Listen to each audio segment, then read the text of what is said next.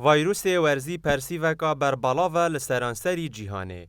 پشتی راگهاندن آمارن ساخلمیه 3 کسا ج اگر وی ویروسی گیان خوش دست دایو یک ج قربانی نوی پرسیوه ماموستای زانکوی لزانکویا دهوک. وسيفيت كم جيكو صبري هداري بدأ حمية وطلبتي أو الربازوي جي كلي مدفتكو هميجي وكيبن وديف ريكايب كان كودا وكيبجن رسالة جي تمام كان راستيش دزداناوي كارستا كامازم بو مبخو بو خيزاناوي وهر وصا بو كمالجي جيكو كسكي وصانا نا كسكي عادي هالجري نامكا جالكا بيروزا گیانج دزدانا دکتر مصطفی ج اگر ویروس H1N1 جبلی ماترسیاوی پرسیوه لسر گیان ولاتیان خمکاگران بول دفخندکارن زانکوی. دزدانا دکتوره که نبتن خسارتی ابو مالوی جبر کو خسارتی اجبو کمالگا کردی همیه جبر کو مجدره که علمیش دزدا.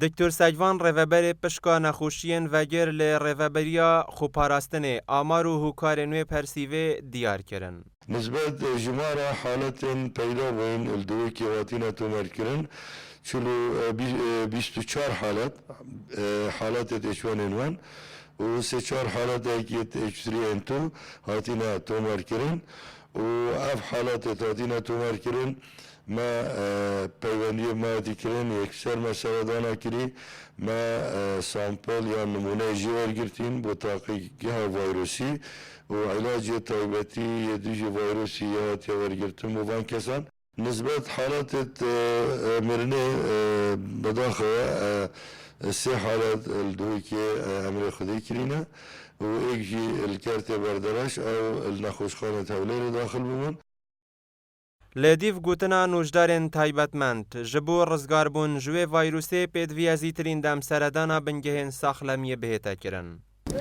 هر وکو خوندکار دنه دیار کرن کو چه کرن و آوا کرن دکتوره که دنا و کمالگه ها کردی دا گلک یاب زحمته. لب مخابنی و مرن بساناهی دکتوران جناف مرات کتن. وکو گیانج دزدانا دکتور مصطفی کو افرو که بویا خمکا مازن هم بو کمالگه ها کردی و تایبتی جی بو خوندکارن کو دکتر مصطفی نیاسی.